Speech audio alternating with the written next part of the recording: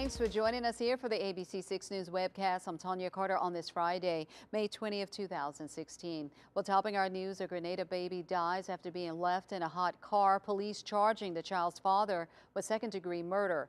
Investigators say Joshua Lewis Blunt left 8-month-old Shania Rihanna Carradine inside the car for some period of time. It happened around 4 p.m. Thursday afternoon at restaurant 333 on Scenic Loop 333.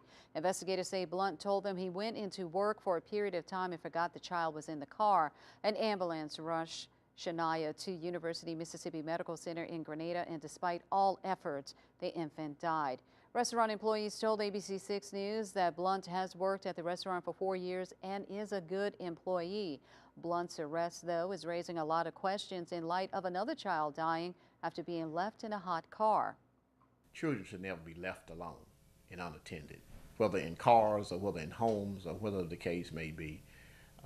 Under the situation concerning this, we know that these cases happen fairly often throughout the nation, and of course each case concerning a child being left in a hot car would be investigated, and each incident would stand on its own merits.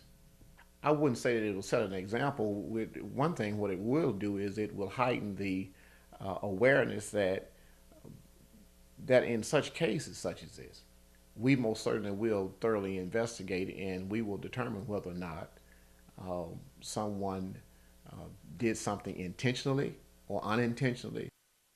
Douglas says the child's body has been sent to the state crime lab for an autopsy. Blunt is being held at the Grenada County Jail on a $250,000 bond. A Greenville woman is behind bars tonight after police say she threw bleach on an 8-year-old child. Greenville police arresting 26-year-old Ashley Cooper and charging her with felony child abuse.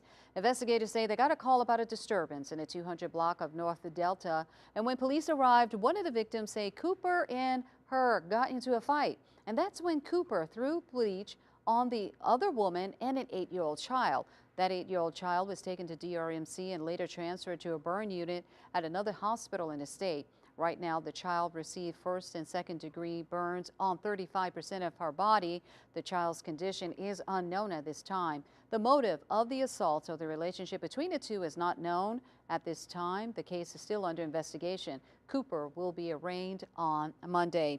And a homicide investigation is underway after a wheelchair-bound Chula man dies. Family members say 50-year-old Clarence Blue was robbed outside of his Delta Manor apartment Wednesday morning around 2 a.m. He was found 4 hours later. Now, they say Blue was badly beaten and rushed to UMC in Jackson, where he died from his injuries on Thursday. Chief Kenneth Hampton believes Blue had a knife and used it in self-defense, stabbing or cutting his assailant. Right now, they are chasing down leads but need your help if you know anything about this crime. Call Crime Stoppers at 1-800-222-TIPS. Remember, they only need your information and not your name. State troopers across the Delta have taken a stand to educate motorists about the importance of wearing a seatbelt. They will be working with the law enforcement across the area to kick off their annual Click It or Ticket campaign, which enforces seatbelt laws while also reminding drivers of the importance of using them.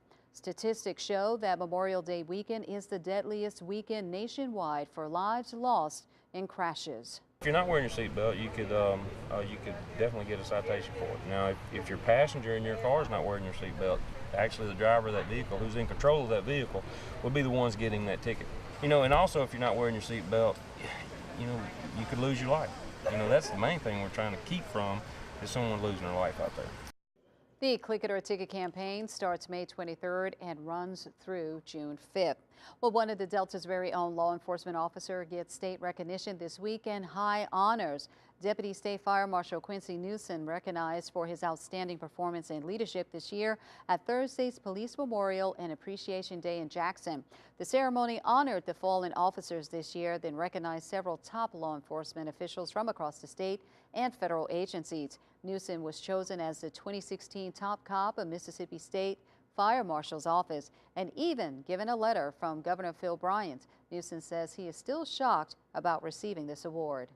You know, I hadn't even really registered the whole thing yet. Proud, yeah, I'm very proud that I ever think I make it this far. No, I mean, I'm just a local country boy. You know, I'm just trying to do something different, and to be honored in such a magnitude, I mean, I can't even put words on it right now. I really can't. Newsom has been serving Mississippi for 7 years now, and on behalf of WABG, congratulations.